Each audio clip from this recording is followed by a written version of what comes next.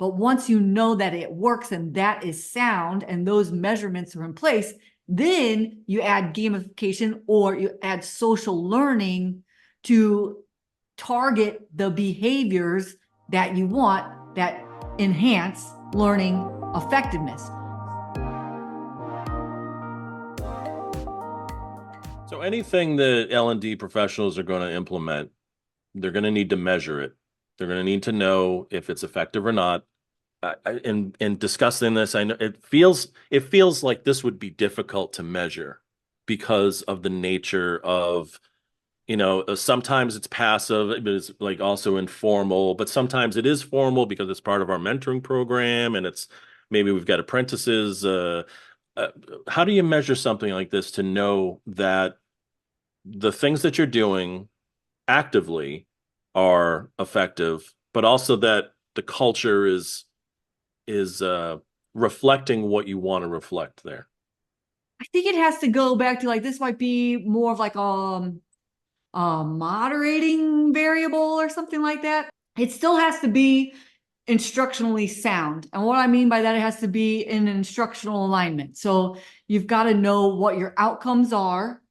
And then those have to be tied to the assessments, which is how we measure things. And that has to then be connected to the activities. And all of those things are aligned. And those are the things that we're measuring, right? We're measuring their assessments, which should be connected to the outcomes and the activities. Now, the activities, I think, is where we're starting to put in that social learning. So if the alignment is sound and we know that this is, the problem or the task-centered instruction that they need so that it can transfer on the real world, these other things like social learning enhance those things, just like gamification. You don't learn more effectively just because you add points and badges and leaderboards to, a learning intervention. Instead, the learning itself, the content is king or queen. It has to be instructionally aligned. But once you know that it works and that is sound and those measurements are in place, then you add gamification or you add social learning to target the behaviors that you want that enhance learning effectiveness.